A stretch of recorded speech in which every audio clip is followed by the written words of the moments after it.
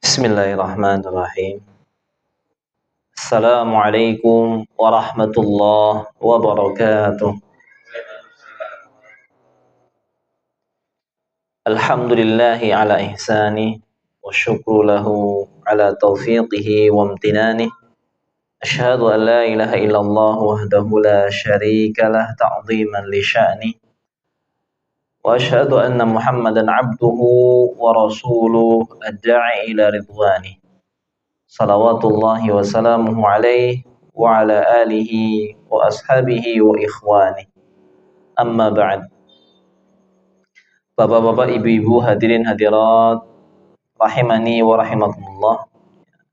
Pertama-tama tak lupa kita untuk senantiasa memanjatkan puji syukur kehadirat Allah Subhanahu wa taala atas segala kebaikan yang telah Allah Subhanahu wa taala berikan kepada kita. Kita bersyukur kepada Allah Subhanahu wa taala atas setiap kebaikan, kenikmatan yang telah Allah Subhanahu wa taala karuniakan kepada kita. Kita senantiasa bersaksi bahwasanya tidak ada ilah yang berhak disembah dengan benar kecuali Allah Subhanahu wa taala. Dan ini adalah sebagai bentuk pengagungan kita kepada Allah Subhanahu wa taala, karena agungnya dan besarnya kedudukan Allah Subhanahu wa taala. Kita juga bersaksi bahwasanya Nabi kita Nabi Muhammad sallallahu alaihi wasallam adalah hambanya dan utusannya yang diutus kepada kita semuanya. Semoga salawat dan salam senantiasa tercurahkan kepada beliau, keluarga beliau, para sahabat beliau, dan juga ikhwan beliau. Ikhwan ini adalah selain sahabat Nabi SAW yang senantiasa mengikuti Nabi SAW. Termasuk di sini juga adalah kita semuanya, kita dikategorikan sebagai ikhwannya Nabi Muhammad SAW. Orang-orang yang beriman kepada beliau, tetapi tidak pernah berjumpa dengan beliau. Adapun kalau para sahabat, mereka adalah orang-orang yang beriman kepada Nabi SAW dan juga berjumpa dengan Nabi SAW, maka disebut sebagai sahabat. Adapun yang tidak bertemu dengan Nabi SAW, maka disebut sebagai ikhwan. Terlebih lagi kita hidup setelah 1400 tahun lebih sepeninggal Nabi SAW meninggal dunia. Bapak-bapak, ibu-ibu yang dimuliakan oleh Allah Subhanahu wa taala, insyaallah pada kesempatan malam hari ini kita akan melanjutkan kajian yang membahas kitab Arba'in An-Nawawi, dan kita sampai pada hadis yang ke-24. Hadis ke-24 ini termasuk hadis yang lumayan panjang di dalam hadis-hadis Arba'in An-Nawawiyah. Umumnya hadisnya pendek-pendek. Hadis yang lumayan panjang itu di hadis yang kedua dan di hadis yang ke-24 ini. Hadisnya lumayan panjang dan biasanya kalau untuk hafalan anak-anak kita ini lumayan biasanya tidak sekali duduk langsung selesai setoran karena lumayan panjang memang hadisnya. Tapi Masya Allah hadis ini sangat penting bagi kita semuanya sebagai seorang mukmin, sebagai hamba Allah Subhanahu wa taala, untuk kita mengetahuinya, kita memahaminya, dan kita berusaha untuk mengamalkan kandungan-kandungannya dalam kehidupan kita sehari-hari. Di dalam hadis ini ini adalah kategori hadis qudsi. Insyaallah nanti akan ada penjelasan terkait tentang apa yang dimaksud dengan hadis qudsi tersebut. Sebelum masuk ke dalam penjelasan tentang hadis qudsi tersebut, kita bacakan lafaz hadis ini terlebih dahulu. Diriwayatkan an Abi Dzarrin Al-Ghifari radhiyallahu an, dari sahabat Abu Dzar Al-Ghifari, semoga Allah Subhanahu wa taala senantiasa meridhoinya. Ani Nabi sallallahu alaihi wasallam fima yarwihi an rabbih azza wa jalla, dari Nabi sallallahu alaihi wasallam tentang apa-apa yang beliau riwayatkan dari Rabb-Nya yang maha mulia, yang lagi maha perkasa, lagi maha mulia. Annahu qala, bahwasanya beliau ya, Allah Subhanahu wa taala berfirman di sini ya, Allah berfirman ya, ini hadis tapi berisi tentang firman Allah Subhanahu wa taala tapi bukan Al-Qur'an ya. Ini hadis kategorinya. Allah berfirman, "Ya ibadi wahai hamba-hambaku, inni haramtu dzulma ala nafsi." Sesungguhnya aku haramkan kezaliman atas diriku. Wa ja'altuhu bainakum muharrama, dan aku jadikan kezaliman ini haram di antara kalian. Tidak boleh ya kita berbuat zalim sesama kita. Fala tadzalamu, ya lebih lanjut lagi di sini Allah Subhanahu wa taala mengatakan, janganlah kalian saling menzalimi. Fala tadzalamu. Ya, ini kalau dalam sisi bahasa ya nahwu sharaf ini tafa'ala wazannya yang artinya saling ya. Fala tadzalamu, maka janganlah kalian saling menzalimi ya. Kemudian ya dilanjutin hadis ini ya. Allah Subhanahu wa taala berfirman, "Ya ibadi wahai hamba-hambaku, kullukum dhallun illa man hadaituhu." Kalian semuanya itu dalam keadaan tersesat kecuali yang aku beri hidayah. Fastahduni, maka mintalah hidayah kepadaku. Ahdikum, niscaya aku akan berikan hidayah kepada kalian. Ya ibadi wahai hamba-hambaku, kullukum ja'iun illa man at'amtuhu. Kalian semuanya itu dalam keadaan lapar kecuali siapa yang aku memberinya makan. Fastat'imuni ut'imukum. Ya, maka mintalah kalian makan kepadaku, niscaya aku akan berikan makan kepada kalian. Ya ibadi wahai hamba-hambaku, kullukum 'arin illa man kasautuhu. Kalian semuanya itu dalam keadaan telanjang kecuali orang yang aku berikan dia pakaian. Fastaksuni aksukum, maka mintalah pakaian kepadaku, niscaya aku akan berikan pakaian kepada kalian. Ya ibadi wahai hamba-hambaku, innakum tukhti'una bil-laili wan-nahar. Sesungguhnya kalian berbuat salah sepanjang malam sepanjang siang. Wa ana aghfiru dzunuba jami'a, dan aku mengampuni dosa-dosa semuanya. Fastaghfiruni aghfir lakum, maka mintalah ampun kepadaku, niscaya aku akan mengampuni kalian. Ya ibadi wahai hamba-hambaku, innakum lam tablughu dhurri fatadhurruni wa lan tablughu naf'i fatanfa'uni. Sesungguhnya madarat, bahaya dari kalian tidak akan mencapaiku. Kalian tidak akan bisa mencelakakanku. Demikian pula ya, manfaat dari kalian tidak akan mencapaiku. Ya. Maka tidak ada ya manfaat yang datang dari kalian sampai kepadaku. Ya ibadi wahai hamba-hambaku, law anna awwalakum wa akhirakum wa insakum wa jinnakum kanu ala atqa qalbi rajulin wahidin minkum ma zada dzalika fi mulki syai'a. Ya ma zada dzalika fi mulki syai'a. Wahai hamba-hambaku, seandainya manusia dari yang pertama sampai yang terakhir, manusia ya, dan jin dari kalian, semuanya berada di atas satu hati, bertakwa semuanya kepada Allah Subhanahu wa taala, maka itu tidaklah menambah pada kerajaanku sedikit pun. Ya ibadi,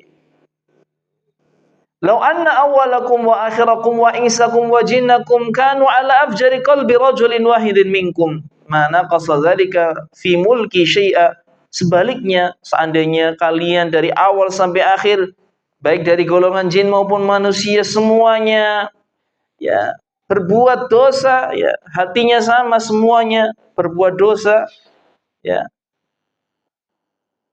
maka itu tidaklah mengurangi sedikit pun kerajaanku. Ya ibadi wahai hamba-hambaku, law anna awwalakum wa akhirakum wa insakum wa jinnakum qamu fi sa'idin wahidin fasa'aluni. Seandainya kalian dari yang awal sampai yang akhir, yang dari golongan manusia dan juga jin, semuanya berdiri di satu tempat, semuanya meminta kepadaku, fa'ataitu kulla wahidin mas'alatah, dan aku kabulkan semua permintaan setiap mereka. Mana qasa dzalika mimma indi illa kama yanqusul mihyatu idza udkhilal bahra. Maka itu tidak mengurangi apa yang ada di sisiku sedikit pun, kecuali seperti jarum ya yang dicelupkan ke dalam air laut ya. Berkurangnya hanya segitu saja, sedikit ya. Air laut itu ibarat apa yang ada di sisi Allah Subhanahu wa taala. Adapun permintaan manusia semuanya dikabulkan itu hanya seperti air yang menempel pada jarum yang dimasukkan ke dalam air laut. Lalu Allah Subhanahu wa taala melanjutkan di sini, ya ibadi wahai hamba-hambaku, innama hiya a'malukum uhsiha lakum. Sesungguhnya itu adalah amalan-amalan kalian, aku hitung bagi kalian. Summa wafikum iyyaha, kemudian aku sempurnakan bagi kalian. Faman wajada khairan falyahmadillah. Barang siapa yang mendapati kebaikan, ia mendapatkan balasan, kenikmatan, maka pujilah Allah Subhanahu wa taala. Wa man wajada ghaira dzalik fala yalumanna illa nafsah. Barang siapa yang mendapatkan selain itu, ya, artinya dia tidak mendapatkan kenikmatan, sebaliknya dia mendapatkan kesengsaraan, kesusahan, ya, fala yalumanna illa nafsah, maka janganlah dia mencela kecuali dirinya sendiri. Ya, hadis yang lumayan panjang, hadis qudsi, hadis yang sahih diriwayatkan oleh Imam Muslim. Baik, ya. Bapak-bapak, ibu-ibu yang dimuliakan oleh Allah Subhanahu wa taala, ya. Mari kita ya mengambil beberapa faidah dari hadis ini melalui dari penjelasan Fadilatul Syekh Abdul Muhsin Al-Abad Al-Badr hafizallahu taala ya, terkait tentang faidah hadis yang Masya Allah ini sangat bermanfaat bagi kita, terutama tentang keimanan kita ya, sebagai seorang mukmin, bagaimana sikap kita ya. Di sini disebutkan yang pertama penjelasan dari Syekh hafizallahu taala yang menjelaskan tentang hadis qudsi ini. Beliau mengatakan qauluhu ya anin nabi sallallahu alaihi wasallam fima yarwihi an rabbih ya. Firman-Nya ya, sabda Nabi sallallahu alaihi wasallam ya, dari Nabi sallallahu alaihi wasallam ya, tentang apa-apa yang diriwayatkan dari Rabb-Nya ya. Kalimat ini konteks ya, bentuk ya. Kalau di dalam hadis itu ada kalimat yang berbunyi fima yarwihi an rabbih ya. Kata Syekh di sini hadza minal ahadisil qudsiyah. Ini termasuk hadis-hadis qudsi, hadis-hadis qudsi. Wa hadhil ibarah minal ibaratil lati yu'abbaru biha 'anil hadisil qudsi. Dan ini adalah salah satu ya, teks yang menunjukkan bahwasanya itu adalah hadis qudsi. Fima yarwihi an rabbih azza wa jalla ya. Wa misluha ibarah qala Allah azza wa jalla fima yarwihi anhu rasuluhu sallallahu alaihi wasallam. Salah satu bentuk ya teks hadis qudsi yang lain itu kadang-kadang berbunyinya ya qala Allah azza wa jalla, Allah berfirman fima yarwihi anhu rasuluhu ya, tentang apa-apa yang ya Rasulullah sallallahu alaihi wasallam meriwayatkan darinya. Ini berarti menunjukkan ini hadis qudsi ya, di mana di situ Nabi meriwayatkan ya hadis langsung dari Allah Subhanahu wa taala. Ya, ini menunjukkan akan hadis qudsi. Dan kata Syekh di sini beliau mengatakan wal hadisul qudsi huwa ma yusniduhu Rasulullah sallallahu alaihi wasallam ila rabbih ta'ala wa yudifuhu ilaihi. Dan hadis qudsi ini adalah hadis yang Rasulullah sallallahu alaihi wasallam menyandarkan kepada Rabb-Nya. Jadi hadis ini tuh adalah ucapan Allah Subhanahu wa taala ya. Firman Allah Subhanahu wa taala ini disandarkan kepada Allah yang mengucapkan, bukan Nabi sallallahu alaihi wasallam. Padahal umumnya kalau hadis ya kepada Nabi sallallahu alaihi wasallam, beliau yang mengucapkan. Tapi kalau hadis qudsi ini bukan ya, tapi disandarkan langsung kepada Allah Subhanahu wa taala.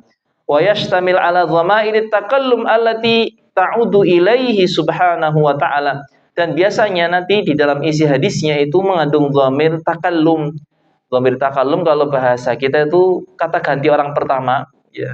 Aku, kami, itu biasanya seperti itu. Yang ini itu menunjukkan ya kepada Allah Subhanahu wa taala. Sayanya itu bukan nabi, tapi sayanya ini menunjukkan kepada Allah Subhanahu wa taala. Ini dhamir takallum ya, atau kadang-kadang kalau yang di pembahasan ilmu sharaf, ilmu nahwu itu disebut dengan dhamir mutakallim.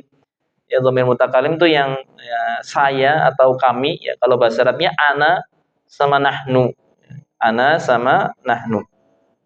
Dan kemudian ya, ikhwafillah rahimana rahimakumullah, disebutkan pula bahwasanya hadis qudsi ini ya, yaitu hadis yang yarwihi an rabbihi rasuluhu sallallahu alaihi wasallam ma'nan la lafdhan.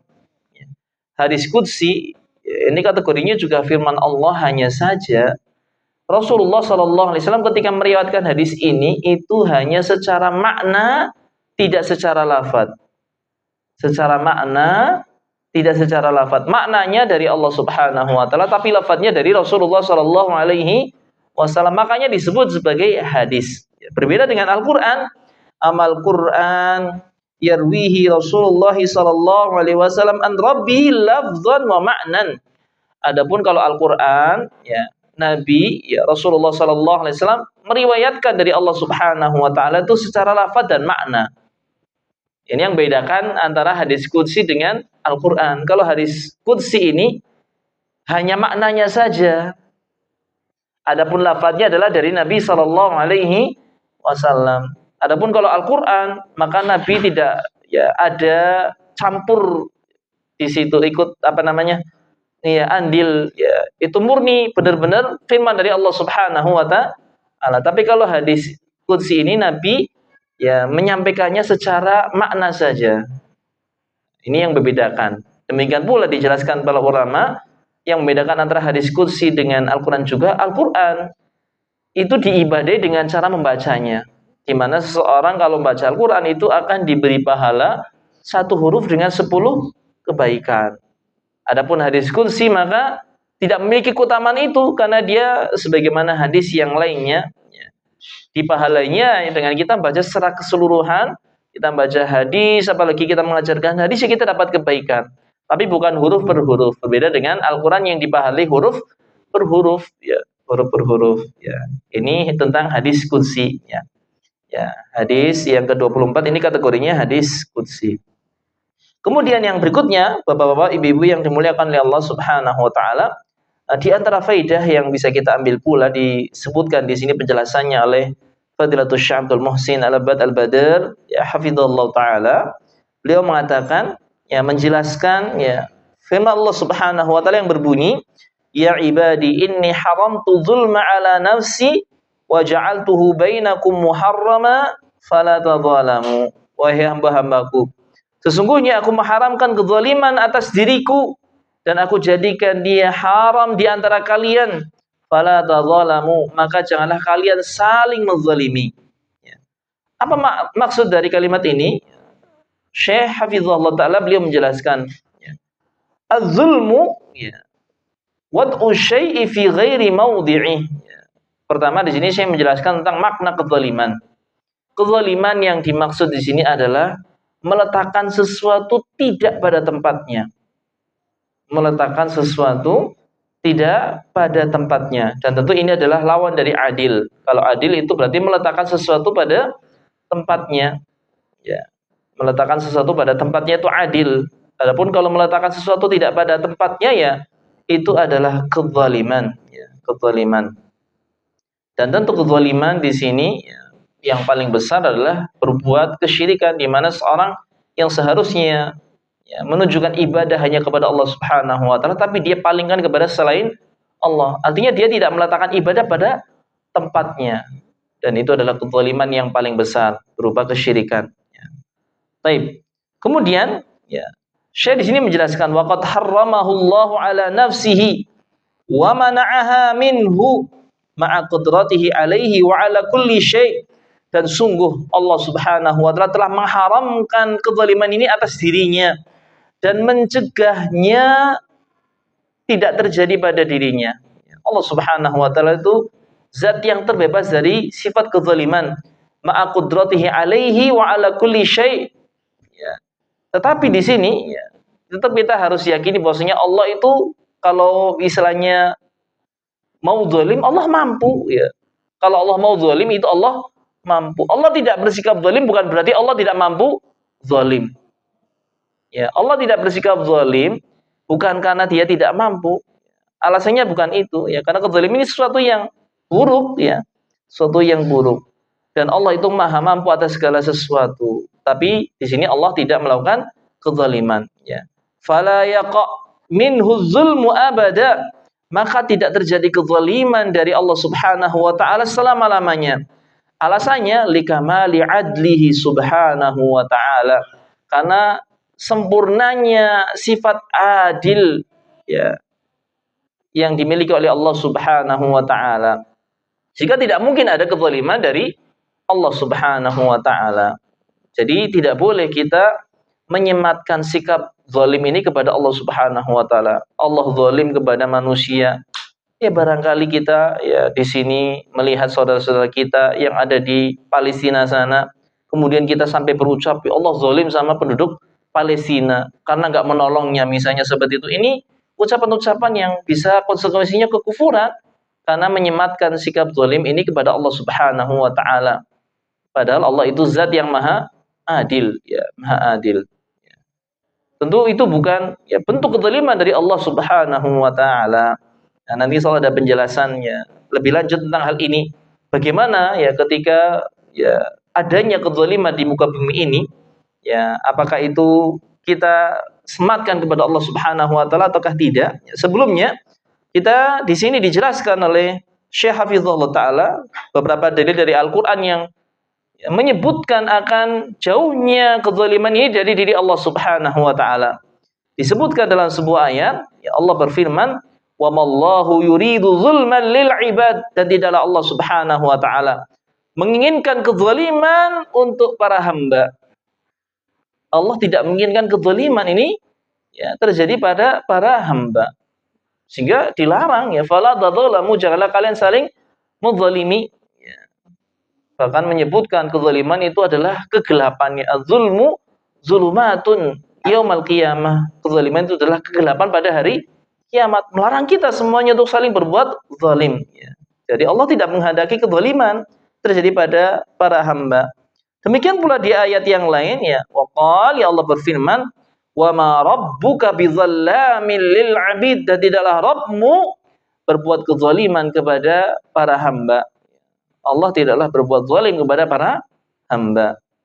Di ayat yang lain, ya Allah berfirman, innallaha la yadhlimun nasa syai'a, sesungguhnya Allah tidak menzalimi manusia sedikit pun. Allah tidak menzalimi manusia sedikit pun, secuil pun Allah tidak pernah berbuat zalim kepada manusia. Ya, baik di dunianya maupun nanti di akhiratnya. Allah tidak akan berbuat kezaliman sedikit pun.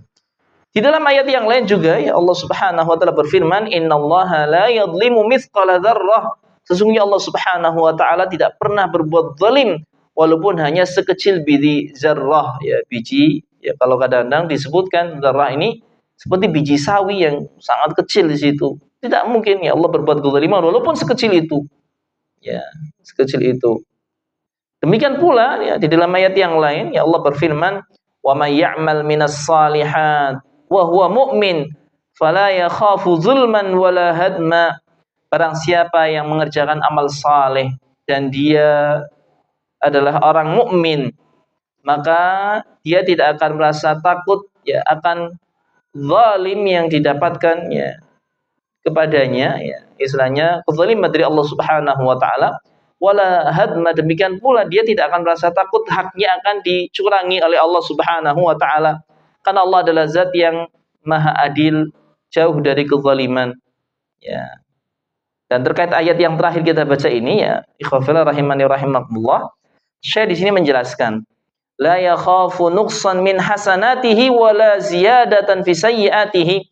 Orang yang beriman, yang beramal saleh itu tidak akan takut amal yang telah dikerjakan, kebaikan-kebaikan yang telah dikerjakan itu dicurangi oleh Allah Subhanahu wa taala.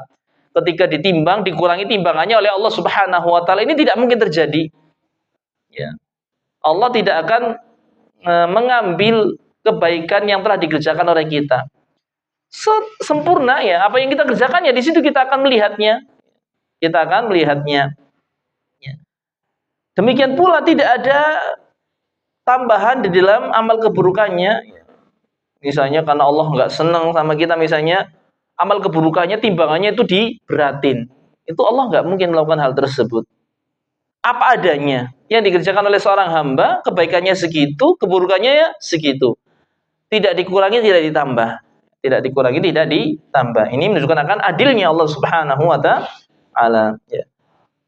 Kemudian Syekh di sini menyebutkan wa nafyu dzulmi 'anillahi azza wa jalla fi hadhil ayah mutadhamminun isbati kamali 'adlihi subhanahu. Dan peniadaan kezaliman dari Allah Subhanahu wa taala di beberapa ayat ini, tadi ada beberapa ayat yang menjelaskan akan jauhnya kezaliman dari diri Allah Subhanahu wa taala, mutadhamminun isbati kamali 'adlihi. Di sini mengandung akan penetapan sempurnanya keadilan Allah Subhanahu wa taala. Ya, sempurnanya keadilan Allah Subhanahu wa taala. Ya. Baik, sehingga tidak boleh kita menyematkan kezaliman ini kepada Allah Subhanahu wa taala, sebagaimana di sini dinukilkan sebuah penjelasan dari Al-Imam Ibnu Rajab Al-Hambali rahimahullah taala dalam kitab Jami'ul Ulumi wal Hikam. Ya. Kitab Jami'ul Ulum wal Hikam ini kitab karya Al-Imam Ibnu Rajab yang menjelaskan, ya, mensyarah hadis Arba'in An-Nawawi, tapi dengan syarah yang Masya Allah lumayan panjang. Ya. Isinya luar biasa sekali, penjelasannya itu sangat gamblang dari berbagai sisi, ya. Dan ini termasuk buku induk yang kadang-kadang dijadikan rujukan bagi ulama-ulama yang mensyarah kitab hadis Arba'in An-Nawawi, ya, kitab Jami'ul Ulumi wal Hikam, ya.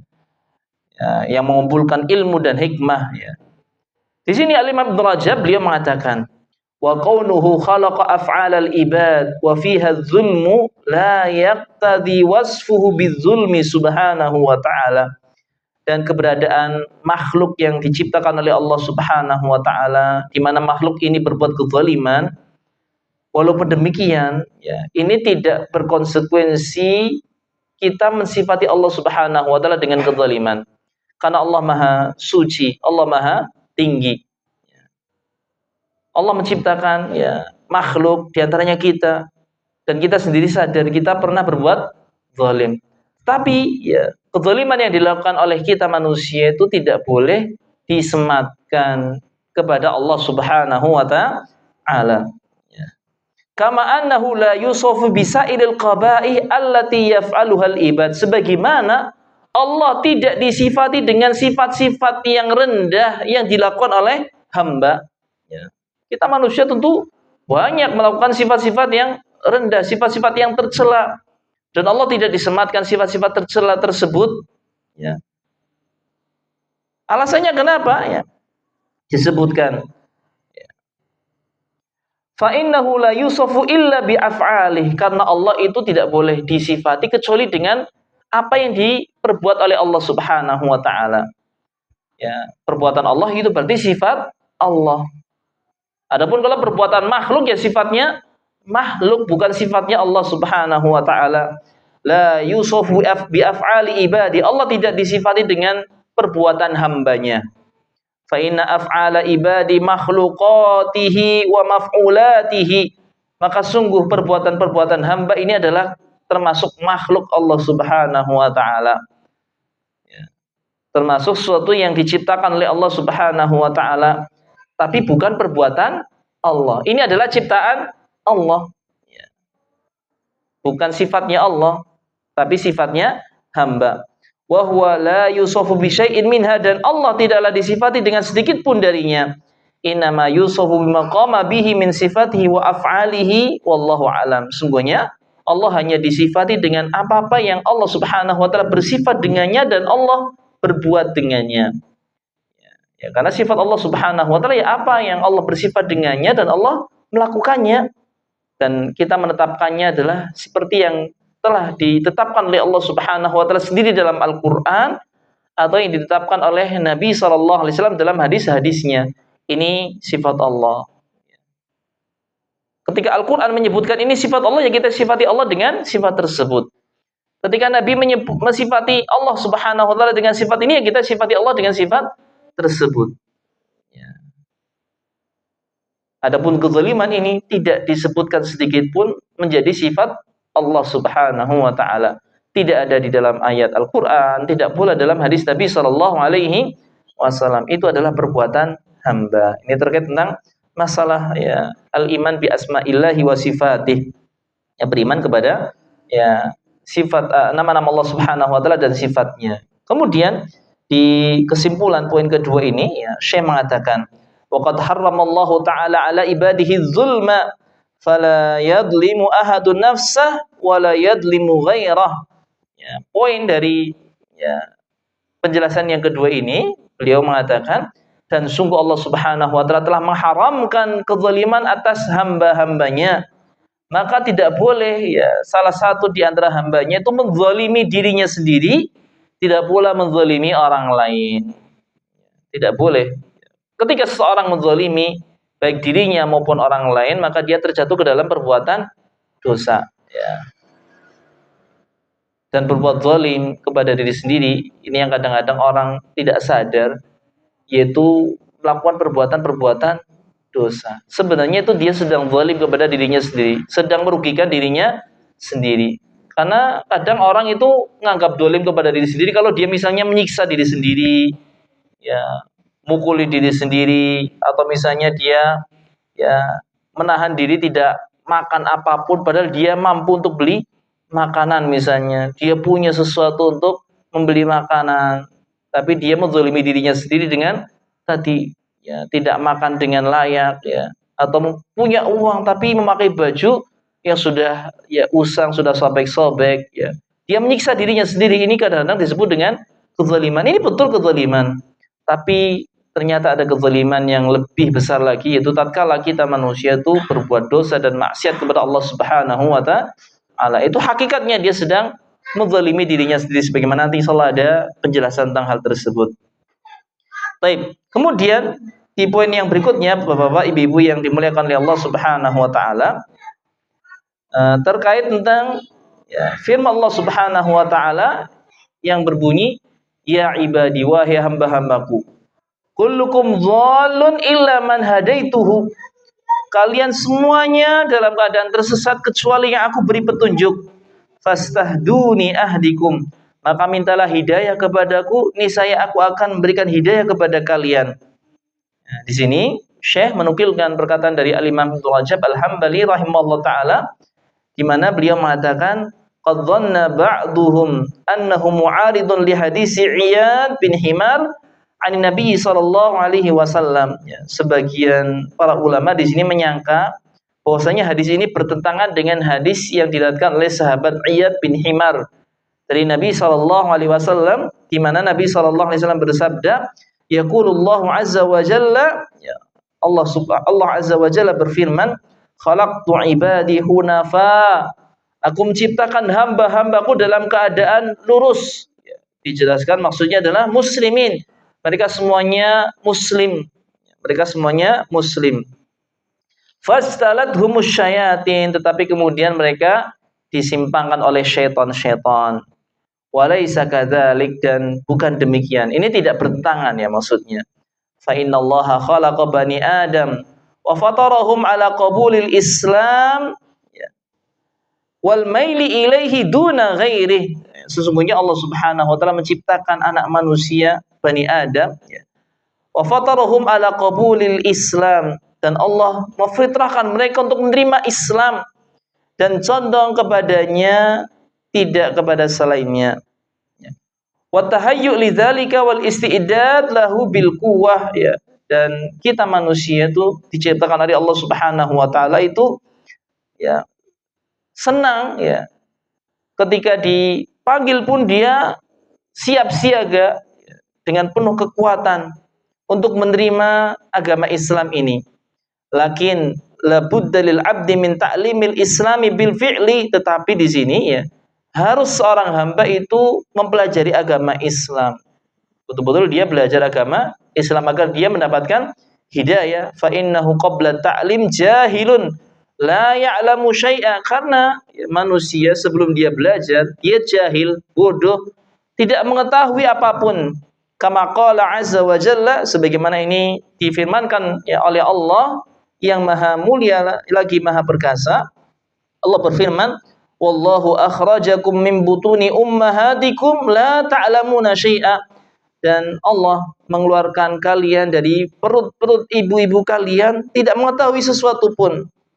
Wa qala li nabiyhi sallallahu alaihi wasallam, demikian pula dalam ayat yang lain ya Allah berfirman kepada nabinya, wa wajadaka dhallan fahada, dan Allah mendapatimu dalam keadaan tersesat lalu Allah beri petunjuk. Ya. Jadi secara asal kita tuh ya tadi jahil, tersesat, tapi fitrahnya kita itu gampang menerima kebenaran. Gampang menerima kebenaran, dan ini butuh untuk kita belajar ya. Wal murad ya, dan makna dari wajadaka di sini kata Syekh ya, wajadaka ghaira alim. Allah mendapatimu belum berilmu, bima 'allamaka minal kitabi wal hikmah, dengan apa-apa yang Allah ajari kamu dari kitab dan hikmah. Ini menunjukkan akan bahwasanya asal manusia itu jahil, ya, tersesat, ya, tapi dia punya fitrah, gampang menerima kebenaran, ya, gampang menerima kebenaran. Fal insan yuladu mafturan ala qabulil haq, maka manusia dilahirkan itu fitrahnya itu mudah menerima kebenaran. Fa in hadahullah sabbaba lahu man yu'allimuhul huda, ketika Allah memberinya petunjuk, maka Allah akan jadikan sebab ada orang yang mengajari petunjuk. Ada orang yang mengajarinya petunjuk. Ini ketika Allah berkehendak untuk memberikan hidayah, Allah akan kirimkan kepadanya orang yang mengajarinya petunjuk. Fasara muhtadiyan bil fi'li, maka jadilah dia orang yang mendapatkan hidayah dengan usahanya, ya, karena dia mau belajar, ya. Akhirnya dia mendapatkan hidayah. Ba'da'an kana muhtadiyan bil quwwah, setelah sebelumnya dia mendapatkan hidayah dengan kekuatan, ya, di mana dia memang punya bekal, ya, mudah menerima kebenaran, ya. Wa in khadalahu Allah qayyada lahu man yu'allimahu man yughayyiru fitratah.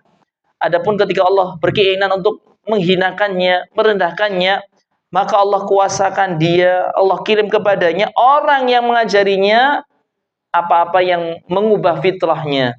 Ya, ketika Allah ingin menyesatkan seseorang, maka Allah akan kirim kepada orang tersebut, ya, manusia yang sebelumnya fitrah, ya, orang-orang yang malah mengubah fitrahnya, tidak menerima kebenaran tapi malah mengamalkan kesesatannya.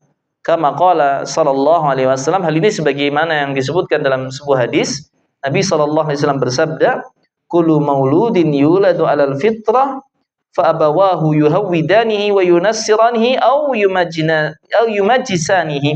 Setiap anak itu dilahirkan dalam keadaan fitrah. Dan fitrah di sini maksudnya adalah mudah menerima kebenarannya, bukan diartikan suci, ya.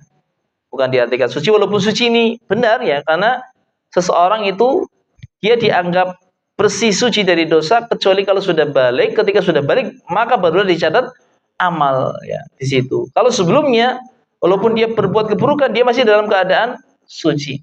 Tapi bukan itu maksud dari kata fitrah di sini. Maksudnya fitrah adalah mudah menerima kebenaran, mudah menerima Islam.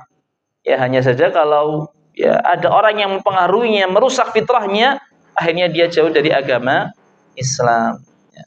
Baik. Kemudian saya di sini mengatakan wa fi hadzal hadis al-amru bi su'alillahi al-hidayah. Di dalam hadis ini, ya, ada perintah agar kita itu meminta hidayah.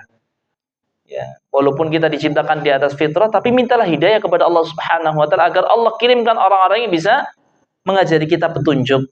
Wa hiya tashmal hidayatad dilalah wal irsyad wa hidayatat taufiqi wa tasdid. Dan ini mencakup, ya, ketika kita minta hidayah itu hadirkan dalam doa kita hidayah dilalah wal irsyad, ya, hidayah penjelasan, ya, petunjuk, ya, kita diajari kebenaran. Wa hidayat taufik wa tasdid, demikian pula kita minta hidayah taufik dan juga hidayah tasdid, yakni Allah, ya, memberikan kepada kita kekuatan untuk bisa mengamalkan hidayah tersebut, mengambil jalan hidayah tersebut. Tidak hanya kita sekedar mendengar penjelasan tapi tidak mengamalkan. Berarti kalau ini kita hanya mendapatkan hidayah, ya, irsyad, dilalah, dan ini banyak didapatkan oleh orang. Ya, orang itu tahu ada penjelasan, ada ilmu, tapi tidak bisa masuk ke dalam hatinya dan tidak bisa diamalkan, ya. Karena ini belum mendapatkan hidayah taufik, sehingga kita perlu minta hidayah irsyad dan juga minta hidayah taufik ya. Kita ada yang menjelaskan kebenaran dan kita ada yang diberi kekuatan untuk bisa mengamalkannya. Dan kata Syekh di sini, wahajatul ibadi ilal hidayah asyaddu min hajatihim ila ta'ami wasyarab. Kebutuhan seorang hamba terhadap hidayah itu lebih utama, lebih butuh dibandingkan kebutuhan mereka terhadap makanan dan minuman. Karena hidayah ini manfaatnya itu sampai kehidupan akhirat. Adapun kalau makanan dan minuman ini hanya di dunia saja manfaatnya. Manfaatnya hanya di dunia saja. Seseorang ketika makan dan minum dia terpenuhi, tapi tidak mendapatkan nikmat hidayah, di dunia dia bisa hidup enak, tapi di akhirat bisa jadi dia tersiksa dengan siksaan api neraka karena tidak mendapatkan hidayah. Tapi seandainya misalnya seorang di dunia ini makanannya dia kerepotan, bahkan kekurangan, bahkan bisa jadi ya makannya itu ya, tidak setiap hari, tapi dia mendapatkan hidayah dari Allah Subhanahu wa taala, keimanan, maka ini tidak masalah. Ya, seandainya ada keadaan demikian. Karena apa? Sengsaranya dia di dunia cuma sementara. Tapi ketika dia membawa keimanan, membawa hidayah, di akhirat kelak dia yang hidupnya kekal selama-lamanya itu akan mendapatkan nikmat surga. Sehingga lebih penting nikmat hidayah dibandingkan dengan nikmat ya makanan dan minum. Sehingga jangan sampai kita menjual keimanan kita dengan istilahnya secuil dari makanan dan minuman. Karena betapa banyak orang yang menggadaikan keimanannya gara-gara ya sekerdus Indomie kan. Banyak kadang-kadang seperti itu ya. Orang yang didatangi misionaris memang sih benar ada ucapan kadal faqra ayakuna kufra. Ya kefakiran itu lebih dekat kepada kekufuran. Tapi jangan sampai kita terjadi ya pada diri kita hal tersebut. Ya kita berusaha untuk mencegah ya terjadinya kekufuran pada diri kita. Seandainya kita mati kelaparan tapi mempertahankan keimanan itu lebih baik daripada kita istilahnya kenyang, kita puas dengan makanan tapi kita tidak mendapatkan hidayah dari Allah Subhanahu wa taala. Baik. Wa qad jaa fi suratil Fatihah, dan sungguh telah datang dalam surat Al-Fatihah sebuah ayat yang berbunyi yang isinya doa ihdinas siratal mustaqim. Kita senantiasa berdoa. Ya, ini salah satu doa meminta hidayah, ihdinas siratal mustaqim. Ya, sehingga kalau kita baca itu ya, usahakan hadirkan ya perasaan kita di sini. Ihdinas siratal mustaqim. Ya Allah, saya minta hidayah kepada jalan yang lurus. Hidayah irsyad, penjelasan, ya kita dikasih ilmu, dan juga hidayah taufik, kita dikasih kemampuan untuk bisa mengamalkan ilmu. Minta hal itu tatkala kita berdoa. Demikian pula dalam doa-doa yang lain ya, semisal kita dalam ya, keseharian kita berdoa seperti doa yang diajarkan oleh Nabi, Allahumma inna nas'alukal huda wa tuqa wal afafa wal ghina. Ini di situ ada doa minta hidayah salah satunya. Allahumma inna nas'alukal huda. Ya Allah, aku minta kepadamu petunjuk ya. Allahumma inna nas'alukal huda wa tuqa, ketakwaan, wal afafa ya, kesejahteraan, keselamatan, wal ghina, dan juga kekayaan. Masya Allah, di situ dikumpulkan antara ya iman dan juga ya istilahnya kita meminta ya rizki dari Allah Subhanahu wa taala berupa kekayaan. Tidak masalah. Ya, baik. Kemudian yang berikutnya Bapak-bapak, Ibu-ibu yang dimuliakan oleh Allah Subhanahu wa taala, ini hadis yang lumayan panjang. Ya, penjelasannya pun panjang, ya mungkin kita agak lama ini di hari ini ya, karena kalau diputus pun ya nanggung ya. Yang di poin keempat ya Bapak-bapak, Ibu-ibu yang dimuliakan oleh Allah Subhanahu wa taala, terkait tentang firman Allah Subhanahu wa taala, ya ibadi kullukum ja'iun illa man at'amtuhu fastat'imuni ut'imukum. Ya ibadi kullukum 'arin illa man kasautuhu fastaksuni aksukum. Ya, ini terkait tentang kita itu dikabarkan bahwasanya asalnya kita dalam keadaan ya lapar, lalu Allah kasih makan, kita dalam keadaan telanjang, kemudian kita dikasih pakaian. Kita disuruh minta makan dan minta pakaian itu kepada Allah Subhanahu wa taala. Dan ini yang hendaknya kita ajarkan kepada anak-anak kita. Jangan sampai anak-anak kita itu hanya meminta kepada diri kita, walaupun kita benar yang memberi mereka ya sebagai perantara dari Allah Subhanahu wa ta'ala. Tapi jangan ajarkan ketika anak pengen itu minta kepada kita, tapi suruh anak ini agar minta kepada Allah Subhanahu wa ta'ala. Walaupun kemudian nanti ngomong kepada kita, tapi kita ajarkan agar anak itu lebih tergantung kepada Allah dibandingkan tergantung kepada kita. Karena hakikatnya yang ngasih makan mereka itu adalah Allah. Yang ngasih makan mereka itu hanya adalah Allah. Kita hanya sebagai perantara. Kita hanya sebagai perantara. Sehingga di sini kata Syekh, ya, di sini menyebutkan fi hatainil jumlataini, pada dua kalimat ini ada penjelasan tentang syiddatu iftiqaril ibadi ila rabbihim. Ya, sangat butuhnya hamba kepada Rabb mereka. Kita semua itu sangat butuh kepada Rabb kita. Wa hajatuhum ilaihi fi tahsili arzaqihim wa kiswatihim, dan kebutuhan mereka di dalam mendapatkan ya rizki-rizki mereka dan juga pakaian-pakaian mereka. Wa anna alaihim an yas'aluhu subhanahu wa ta'ala ta'amahum wa kiswatahum, dan sungguh wajib bagi mereka untuk meminta ya rizki-rizki tersebut ya berupa makanan ataupun pakaian hanya kepada Allah Subhanahu wa ta'ala. Di hadis ini ada ya penjelasan yang sangat penting di sini, ya terutama kita kadang-kadang di dalam mendidik anak-anak kita agar mereka itu lebih ya tergantung kepada Allah Subhanahu wa ta'ala dibandingkan ketergantungan mereka kepada orang-orang tua mereka. Jangan sampai kita malah merusak fitrah anak ya, lebih tergantung kepada kita sebagai orang tuanya dibandingkan ketergantungnya mereka kepada Allah Subhanahu wa ta'ala sebagai pencipta mereka. Jangan sampai ya. Kemudian yang berikutnya, Bapak-bapak, Ibu-ibu yang dimuliakan oleh Allah Subhanahu wa ta'ala, di poin yang kelima di sini terkait tentang ya istilahnya hadis yang berbunyi tentang innakum tukhti'una bil-laili wan nahar, ya kalian tuh selalu berbuat salah siang dan malam. Di sini dijelaskan oleh Syekh Hafizahullah taala, beliau mengatakan aujaballahu azza wa jalla 'alal ibad imtisalal awamir wa ijtinabal manhiyat, ya wajtinabil manhiyat, ya. Allah mewajibkan kita hamba-hamba itu untuk melaksanakan perintah dan menjauhi larangan. Wal ibad yahsulu minhum taksir fi ada'i ma wajaba alaihim. Tetapi seringnya hamba-hamba itu kurang di dalam mengamalkan, mengerjakan perintah dan juga menjauhi larangan. Betapa banyak kita kadang-kadang sering ya kewajiban-kewajiban itu ditinggalkan. Atau larangan-larangan bahkan kita sering terjang, kita lakukan. Ini yang kejadian seperti itu. Nah, dan ini memang sifat manusiawi ya. Kita itu diciptakan memang dalam keadaan demikian, seperti yang disebutkan dalam sabda Nabi sallallahu alaihi wasallam, ya kullu bani adam khata', ya setiap manusia itu dia berbuat kesalahan, ya berbuat kesalahan. Sehingga paslah ya istilahnya disebutkan kalian tuh selalu berbuat salah siang dan malam.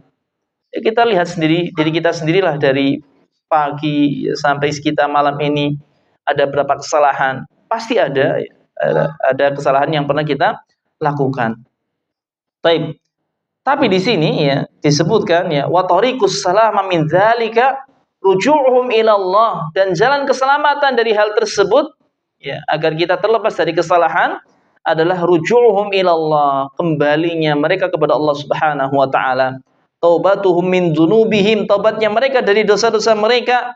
Wa su'alallahi azza wa jalla ay yaghfiraha lahum, dan permintaan mereka kepada Allah agar mengampuni dosa-dosa mereka.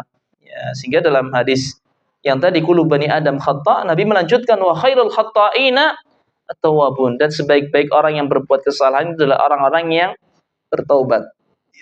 Maka hendaknya kita menjadi ya, hamba-hamba Allah Subhanahu wa taala yang senang bertaubat, karena Allah itu Maha mengampuni. Fastaghfiruni aghfir lakum. Mintalah ampun kepadaku, niscaya aku akan ampuni kalian. Dan taubat itu kata Nabi sallallahu alaihi wasallam tajubu ma qablah, akan menutup apa-apa yang telah lalu, dihilangkan ya, kesalahan-kesalahan yang lalu itu akan dihilangkan dengan taubat, dengan syarat taubatnya adalah taubat yang nasuha. Ya, wallahu ta'ala alam bisawab.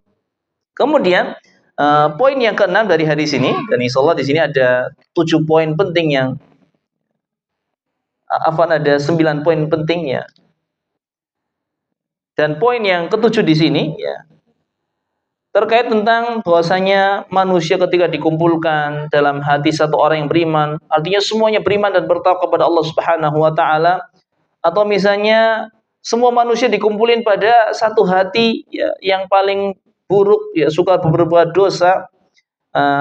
Disebutkan di sini penjelasannya oleh Syekh Hafizahullah taala fi hatainil jumlataini, pada dua kalimat ini ya, bayanu kamali milkillahi azza wa jalla,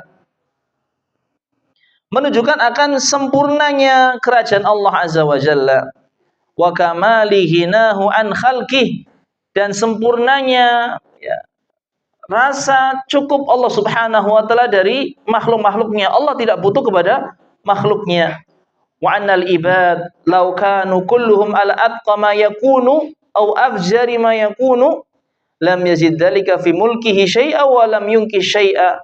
Ya, seandainya semua manusia itu bertakwa ya, atau semuanya itu fajir ya, maka ketakwaan itu tidak akan menambahkan sedikit pun ya kerajaan Allah Subhanahu wa taala, tidak pula menguranginya sedikit pun ya, walaupun semuanya bertakwa atau semuanya fajir. Wa anna taqwa kulli insanin innama takunu nafi'atun lidzalikal muttaqi wa fujura kulli fajirin innama yakunu dhararuhu alaih. Ini kata-kata yang sangat bagus sekali untuk kita renungi, bahwasanya ketakwaan semua manusia manfaatnya itu kembali kepada orang yang bertakwa tadi, bukan kepada Allah Subhanahu wa taala, tapi kepada kita yang bertakwa. Jadi ketakwaan kita itu manfaatnya untuk diri kita sendiri. Dan juga kefajiran, setiap orang yang berbuat kefajiran, mara bahayanya ya akan kembali kepada orang yang berbuat kefajiran tadi, pelaku dosa dan maksiat tadi, tidak mengurangi ya kekuasaan Allah Subhanahu wa taala sedikit pun. Ini poin yang ketujuh. Ya, sehingga kalau kita berbuat taat jangan jumawa, jangan ujub, jangan sombong. Ya, itu tidak ada apa-apanya sedikit pun di sisi Allah Subhanahu wa taala. Ya, tapi selalu ikhlas, selalu rendah diri lah, agar itu pahalanya kekal di sisi Allah Subhanahu wa taala. Kemudian yang berikutnya juga di sini ya terkait tentang ketika ada semua manusia itu meminta kepada Allah Subhanahu wa taala, dikabulkan semuanya permintaan ya oleh Allah Subhanahu wa taala. Ya. Maka di sini disebutkan penjelasannya oleh Syekh, hadza yadullu ala kamilihi nallahi subhanahu wa ta'ala wa iftiqari ibadihi ilaihi. Dalam kalimat ini menunjukkan akan kesempurnaannya kekayaan Allah Subhanahu wa taala, dan juga akan sangat butuhnya hamba kepada Allah Subhanahu wa taala. Ya. Semua manusia minta dikabulkan oleh Allah Subhanahu wa taala, ternyata itu tidak mengurangi sedikit pun kekayaan Allah Subhanahu wa taala. Kecuali seperti jarum yang dimasukkan ke dalam air laut. Air laut itulah yang istilahnya menempel pada jarum, itu yang berkurang dari si Allah Subhanahu wa taala. Dan walaupun disebut berkurang, ini enggak dianggap sedikit pun ya. Orang-orang ketika mengatakan ya air yang nempel di jarum ini kan bukan sesuatu yang berarti ya. Bukan sesuatu yang berarti. Seperti itulah kekayaan Allah Subhanahu wa taala, saking banyaknya. Air laut ya dimasukin jarum hanya berkurang sedikit itu saja, padahal itu Allah sudah penuhi segala permintaan seluruh umat manusia yang ada di muka bumi ini. Itu untuk menunjukkan akan kekayaan Allah Subhanahu wa taala. Ya, Syekh di sini menjelaskan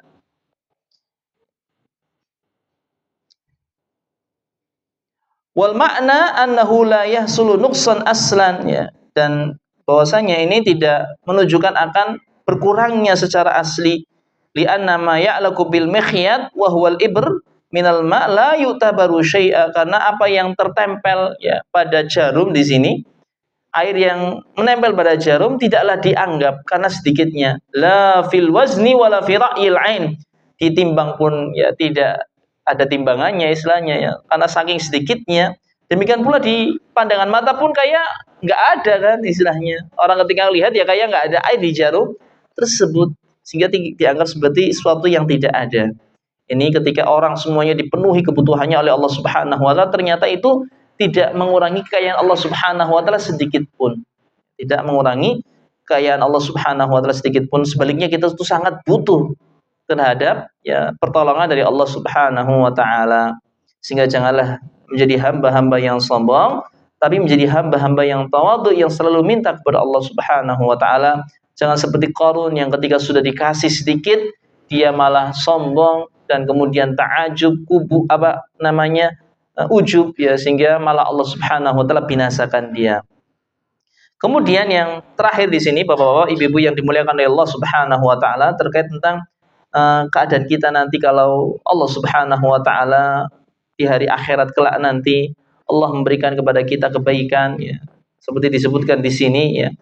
Faman wajada khairan, kalau dia mendapati kebaikan maksudnya balasan berupa surga Allah Subhanahu wa taala, falyahmadillah, maka pujilah Allah Subhanahu wa taala. Wa man wajada ghaira dzalik fala yalumanna illa nafsah. Dan apabila kita mendapatkan selain kebaikan, artinya kita mendapatkan kesengsaraan, maka janganlah dia mencela kecuali dirinya sendiri. Kata Syekh, beliau menjelaskan, an-nas fi hadhil haya mukallafuna bimtithalil awamir wa ijtinabin nawahi. Manusia di kehidupan sekarang ini itu mendapatkan beban untuk melaksanakan perintah dan menjauhi larangan. Kita manusia dan juga jin ya, itu diperintahkan untuk melaksanakan syariat dan menjauhi larangan. Wa kullu ma yahsulu minhu min amalin khairan aw syarran fahuwa muhsan alaihin. Dan setiap apa yang didapati ya dari manusia, dari mereka mengerjakan kebaikan ataupun keburukan, semuanya ditulis. Semuanya ditulis oleh Allah Subhanahu wa taala. Wa sayajidu kullu amamihi ma qaddama. Dan dia akan mendapati apa yang mereka lakukan ada di hadapan mereka nanti pada hari kiamat. In khairan fa khairun, kalau itu kebaikan maka balasannya adalah kebaikan. Wa in syarran fa syarrun, kalau itu keburukan maka balasannya adalah keburukan. Ya. Qala Allah azza wa jalla, ya Allah berfirman, "Faman ya'mal mithqala dzarratin khairan yarah wa man ya'mal mithqala dzarratin syarran yarah." Barang siapa yang mengerjakan kebaikan sedikit pun ya, walaupun hanya sekecil biji zarrah, dia akan melihatnya. Dan barang siapa yang mengerjakan keburukan walaupun hanya sekecil biji zarrah, dia akan melihatnya. Dan kata Syekh di sini, faman qaddama khairan wajada sawabahu amamah. Barang siapa yang mengerjakan kebaikan, dia akan mendapatkan balasannya ada di depannya. Wasawab min fadillahi 'alal 'abdi, dan pahala ini adalah karunia Allah Subhanahu wa taala atas hambanya. Wa fi'lul khair fid dunya huwa min taufiqillahi azza wa jalla lil abdi, dan mengerjakan kebaikan ini ya, ketika seorang itu di dunia dia bisa mengerjakan kebaikan, ini adalah taufik dari Allah Subhanahu wa taala. Falahul fadlu awwalan wa akhiran, maka keutamaan bagi Allah Subhanahu wa taala di awal ataupun di akhir. Wa man wajada amamahu ghairal khair fa innama utiyal abdu min qibali nafsihi wa ma'siyatuhu li rabbih wa jinayatuhu ala nafsihi fa idza wajada amamahu al-adza fala yalumanna ila nafsah. Ya, adapun seorang yang dia ketika di dunia ya, dia istilahnya mengerjakan kemaksiatan kepada Rabb-nya, dia membuat ya jinayatahu ala nafsihi, ya berbuat dosa atas dirinya sendiri ya. Kemudian di hadapan dia pada hari kiamat ya dia mendapatkan azab ya, fala yalumanna ila nafsah, maka janganlah dia mencela kecuali dirinya sendiri, karena itu adalah karena hasil perbuatan mereka ketika di dunia, sehingga Allah azab mereka, Allah siksa mereka karena melanggar syariat, melanggar aturan Allah Subhanahu wa taala dengan berbuat dosa dan berbuat maksiat. Sehingga yakinlah bahwasanya setiap amal yang kita kerjakan di dunia ini itu akan dicatat oleh Allah Subhanahu wa taala dan kita akan mendapatkan balasannya pada hari kiamat nanti. Maka perbanyaklah kebaikan-kebaikan dan sedikitkanlah keburukan-keburukan. Karena itu akan kita dapatkan semuanya balasannya di hari kiamat nanti. Ya, kita ketika banyak kebaikannya, maka insyaallah kita optimis akan mendapatkan ya, balasan berupa kenikmatan ya, surga dari Allah Subhanahu wa taala. Tapi kalau kita berbuat keburukan, maka kita akan mendapatkan siksanya dari Allah Subhanahu wa taala. Walaupun kadang-kadang ya di sini terkait tentang dosa, Allah Subhanahu wa taala bisa saja mengampuni tanpa menyiksanya sedikit pun ya. Namun ada kalanya Allah Subhanahu wa taala menghukumnya terlebih dahulu sehingga kemudian bersih dari dosa. Setelah bersih baru Allah Subhanahu wa taala masukkan dia ke dalam surga mendapatkan nikmat surga. Wallahu taala alam bisawab. Ini saja yang mungkin dapat kami sampaikan. Kurang lebihnya mohon maaf ya, ini karena hadisnya lumayan panjang, jadi penjelasannya lumayan panjang pula ya. Tidak mungkin untuk kita lewatkan. Wallahu ta'ala alam biswab. Ya, barangkali ada yang ditanyakan, kami persilakan. Monggo Pak. Waalaikumsalam warahmatullahi wabarakatuh.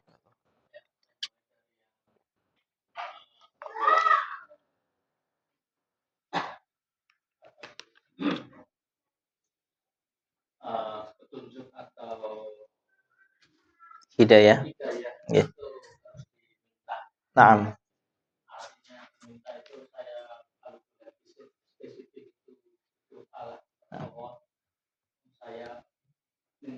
Minta hidayah.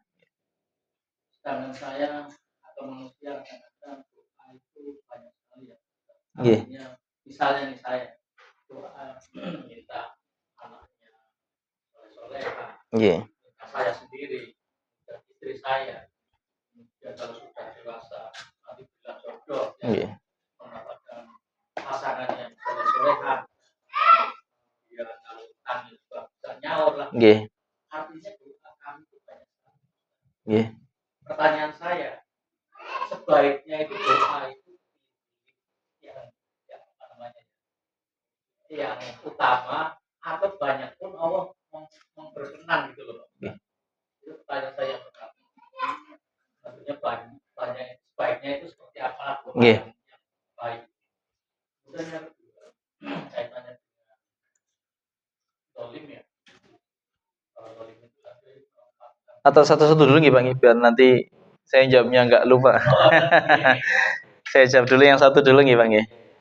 Ini terkait yang pertama tadi masalah berdoa di sini ya, bahwasanya doa hidayah ini sangat penting sekali untuk kita panjatkan terlebih dahulu. Makanya di sini dimasukkan ke dalam surat Al-Fatihah. Di situ ada doa yang mana kita mesti membacanya setiap hari. Bahkan minimalnya adalah 17 kali kita membacanya. Ihdinas siratal mustaqim. Ini kalau kita hanya sholat wajib, di mana surat Al-Fatihah ini kan sesuatu yang harus dibaca karena rukun. Kalau nggak dibaca, nggak sah salat kita. Ya, kita membacanya paling tidak minimal 17 kali. Dan di situ ada doa hidayah. Maka di doa yang penting. Kemudian ya, kalau misalnya kita berdoa, maka semua doa kita itu sangat dianjurkan untuk kita panjatkan kepada Allah Subhanahu wa taala. Sebanyak apapun doa, semampu kita berdoa, berdoalah kepada Allah Subhanahu wa taala. Allah tidak akan bosan, tidak akan istilahnya mengeluh ketika ini kok jaluk baik sih istilahnya. Itu enggak ada ya. Karena dikabulkan oleh Allah Subhanahu wa taala pun itu tidak mengurangi sedikit pun apa yang ada di sisi Allah Subhanahu wa taala. Bahkan Allah itu lebih senang ketika setiap hamba itu selalu berdoa kepada Allah Subhanahu wa taala. Hanya saja kadang-kadang namanya kita manusia, kemampuannya terbatas ya. Maka kadang-kadang kita prioritas mana yang harus kita panjatkan terlebih dahulu. Kadang-kadang doa semenit saja sudah lempoh banget, kadang-kadang seperti itu ya. Tapi seandainya kita mampu berdoa, maka semua doa kita panjatkan itu tidak masalah. Yang penting jangan doa keburukan. Jangan doa keburukan, kita mendoakan keburukan untuk diri kita sendiri, kita mendoakan kesengsaraan untuk diri kita sendiri. Ini jangan. Ya, jangan. Ya. Jadi boleh, tidak masalah sebanyak doa apapun ya. Kalau kita mampu, itu insya Allah Allah malah tambah senang, bukan malah bosan. Berbeda dengan kita ya. Dijaluki maning-maning ya tambah bosan ya. Kayak kita sendiri orang tua kepada anak-anak sidik-sidik jaluk maning kan kita bosan ya. Berbeda dengan Allah Subhanahu wa taala, semakin diminta tuh semakin senang. Semakin diminta tuh semakin senang. Ya, jadi tidak masalah banyak-banyak berdoa. Dan tadi ya paling utama ya hidayah. Alhamdulillah doa hidayah ini ada dalam surat Al-Fatihah. Karena kalau kita nggak mendapat hidayah, tersesat ya. Tersesat. Alhamdulillah ini salah satu doa yang ada dalam surat Al-Fatihah, dan bahkan istilahnya ya di situ termasuk doa yang kita sering baca ya. Iyyaka na'budu wa iyyaka nasta'in ihdinas siratal mustaqim. Itu salah satu doa yang kita minta ya di dalam surat Al-Fatihah. Dan bisa juga doa-doa yang lainnya, misalnya di luar salat ya kita bisa doa yang lainnya ya. Doa hidayah yang diajarkan oleh Nabi sallallahu alaihi wasallam. Ya, kemudian juga doa ya kebaikan dunia akhirat sapu jagat, ini juga doa yang penting ya. Kalau karena dikabulkan insya Allah kita baik di dunia baik di akhirat ya. Makanya Doa sapu jagat ini termasuk doa yang banyak diperintahkan untuk kita membacanya dalam setiap ibadah. Termasuk ketika kita tawaf ada Rabbana atina fid dunya hasanah. Dalam salat pun kita ada ya anjuran untuk membaca doa tersebut ya. Doa-doa yang istilahnya jawami'ul kalim ya. Doa-doa yang istilahnya lafadznya singkat tapi faedahnya maknanya itu luas ya. Allahu ta'ala alam bishawab. Itu nggih Pak nggih. Untuk yang kedua Pak silakan. Nggih. Zalim nggih. Tidak pada tempatnya.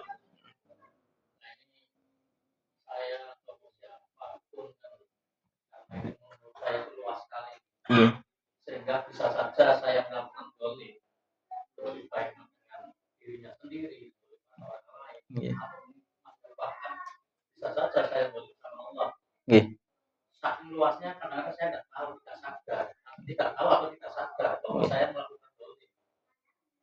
Sehingga mungkin bahasa saya itu saya butuh refleksi. Contoh-contoh zalim ya. Biar saya tidak. Nggih. Misalnya kadang-kadang saya ini saya kaitkan sedikit agak melenceng ya, contoh saja. Saya kadang-kadang ketika si Israel itu nyerang sama Palestina.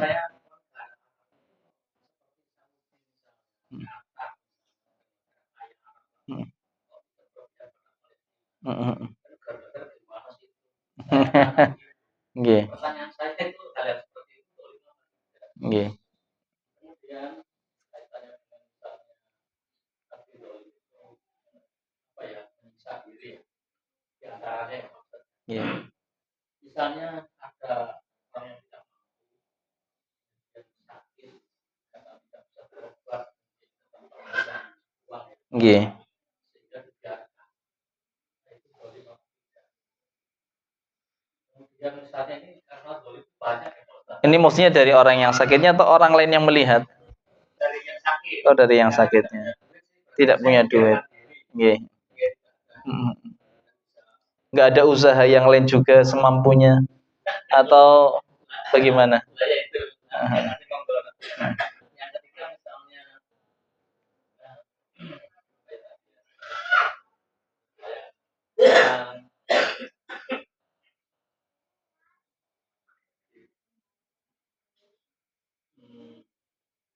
ya ketiga coba dulu lah. Nggih. Kalau berbahaya karena zalim kan tadi diharapkan. Nggih. Sehingga kalau saya tidak tahu kan berarti saya yang amin banyak. Nah. Bisa saja memang karena saya tidak tahu bahwa ini Nggih. Padahal di sini tadi banyak contohnya. Lupa Nggih. Ini barangkali nanti Masya Allah. Barakallahu fikum. Ya terkait kezaliman seperti yang kita jelaskan bahwasanya kezaliman ini kan maknanya meletakkan sesuatu tidak pada tempatnya dan kezaliman ini kita bisa ya istilahnya kepada Allah Subhanahu wa taala, bisa kepada orang lain, bisa juga kepada diri kita sendiri. Kezaliman kepada Allah Subhanahu wa taala ya tatkala kita berbuat dosa, kita melanggar perintah Allah Subhanahu wa taala, tidak melaksanakan kewajiban yang diperintahkan oleh Allah Subhanahu wa taala, ini adalah kezaliman kepada Allah sekaligus kezaliman kepada diri sendiri karena hakikatnya dia sedang merugikan diri sendiri. Adapun Allah tidak akan dirugikan ya, walaupun ini adalah kezaliman kepada Allah tapi Allah tidak pernah dirugikan karena enggak berpengaruh sedikit pun kepada kekuasaan Allah Subhanahu wa taala. Ya, ini kezaliman kepada Allah Subhanahu wa taala. Semua perbuatan dosa paling besarnya adalah kesyirikan. Adapun kezaliman kepada orang lain ya barangkali kita menyakiti orang lain dengan lisan kita ataupun dengan tangan kita. Ya, ini juga bentuk kezaliman ya. Kita merampas hak mereka, ya, kita berkata kasar kepada mereka sehingga menyakiti perasaan mereka. Ini juga kezaliman kepada mereka. Ya. Adapun kezaliman kepada diri sendiri ya tadi seperti yang kita sebutkan, berbuat dosa itu adalah kezaliman kepada diri kita sendiri. Dan juga barangkali menyakiti fisik diri kita sendiri, ini juga termasuk perbuatan zalim. Maka seperti tadi yang disebutkan, orang yang sakit kemudian tidak berobat ya karena alasan ekonomi, tidak mampu untuk membayar biaya berobat. Ketika memang ya, dia sudah berusaha semampunya tapi tidak mampu, ya ini insya Allah tidak terkategori sebagai perbuatan zalim. Selama dia ada usaha, ya barangkali dia ya usahanya barang apa namanya hanya sekedar beli obat-obatan atau barangkali sekedar dia istilahnya ya barangkali kalau dipijat sendiri, dikerak sendiri barangkali, tapi ada usaha, maka ini insya Allah ini tidak termasuk perbuatan zalim. Tapi kalau dia mampu tapi nggak mau berusaha sama sekali sehingga dia istilahnya menyiksa dirinya sendiri, ya ini terkategori sebagai perbuatan zalim terhadap diri sendiri. Ya, hanya saja kalau perbuatan zalim pada diri sendiri kan tidak sebesar dosa ketika kita zalim kepada orang lain, karena kalau zalim kepada orang lain itu nanti urusannya sampai ke akhirat kelak nanti. Ketika dosa zalim ini belum diselesaikan di dunia, itu akan menjadi tanggungan nanti sampai akhirat. Kita akan dituntut atas kezaliman kita. Kita akan dituntut atas kezaliman kita. Kalau istilahnya di sana kebaikan kita tuh akan diberikan kepada orang yang kita zalimi. Kalau sudah habis, keburukannya orang yang kita zalimi akan diberikan kepada kita. Itu akibat buruk dari kezaliman kalau kepada orang lain. Makanya ya kita itu segera berlepas diri dari kezaliman kepada orang lain, kita bertobat darinya dan kita minta kehalalan, minta dimaafkan agar tidak sampai urusannya itu di hari akhirat kelak. Ya. Wallahu ta'ala alam bishawab. Itu enggak, Mbak? Ya. Ada yang lain barangkali?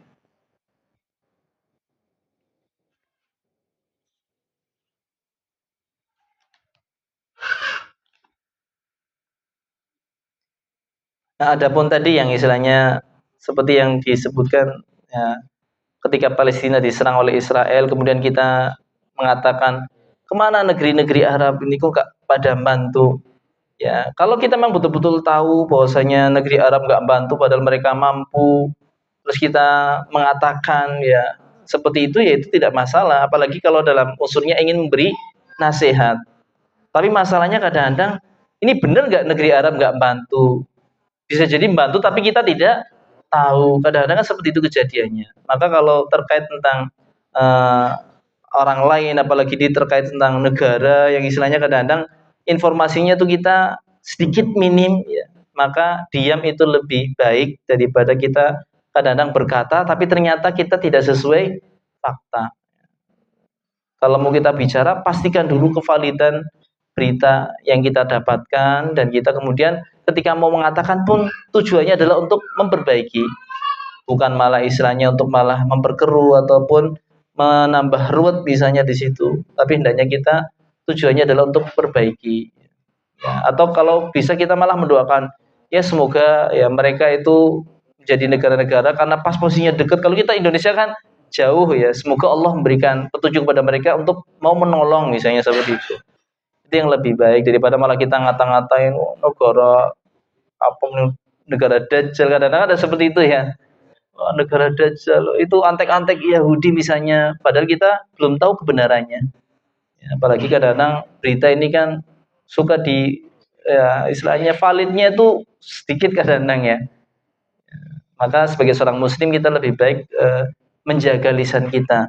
Jangan sampai kita malah nanti di akhir itu dihukum gara-gara lisan kita yang keceplosan tapi salah. Ya. Wallahu ta'ala alam bishawab.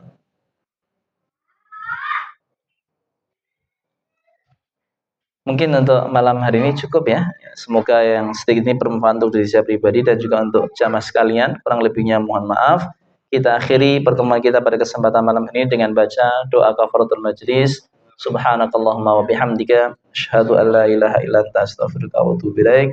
Jazakumullahu khairan wa akhiru da'wana alhamdulillahi rabbil alamin. Wassalamualaikum warahmatullahi wabarakatuh.